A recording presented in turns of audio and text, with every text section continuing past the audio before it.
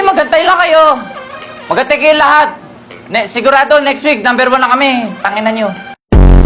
Pero kapayang sa buong kasaysayan ng mga kriminal sa Barangay Usay, wala namang grupo nagkaroon ng 4 na members. Never. Oo nga, Kapayeng. Isang grupo, 4 na membro. Ano to, basketball? Basketball? Tsaka nag-research na rin ako. Natutunan ko na maraming pwedeng gawin sa Research. Walang silbi research mo sa kalsada. Kapayeng, wala akong tiwala dito. Yung mga rich kid to eh. Bumalik ka na sa library, doon ka mag-aaral ng research mo. Maganda nga yung may isang miyembro man sa inyo na may utak.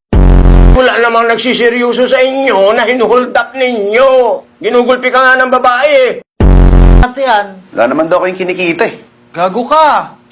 Gusto mong pisilin ko yung bayag mo? Bakit ang baho? Tanga, nung mabaho. Ihininga mo yung mabaho. Na kasi kumakain ng tae. Ituturo ko sa mga nalalaman ko. Talaga? Oo. Ano ba nalalaman mo? May mahalaga siyang sasabihin sa'yo. Tungkol hosan. Teka, paubos na yung load ko. Call back ka.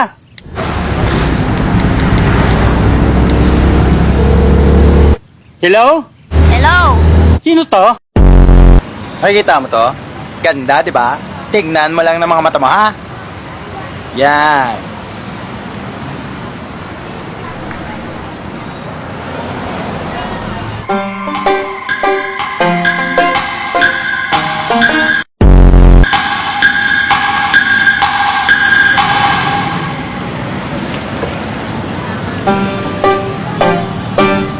Bobo ang puta. Ito ang matagal nang nawawalang golden phallus. Ukit ito sa titi ni Dato Puti.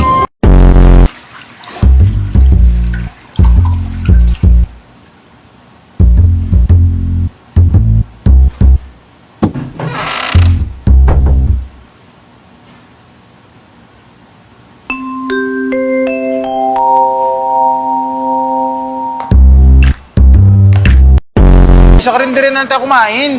Tsaka gusto ko kumain ngayon yung tinola, yung marami sayote. Sayote?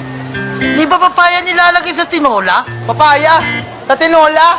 Kadiri ang diputa! Tanga. Nilalagay lang ang sayote sa tinola kapag walang pambiling papaya. Bata pa ako, ganun ang ginagawa ni Mama. Eh, tanga pala ng mama mo eh.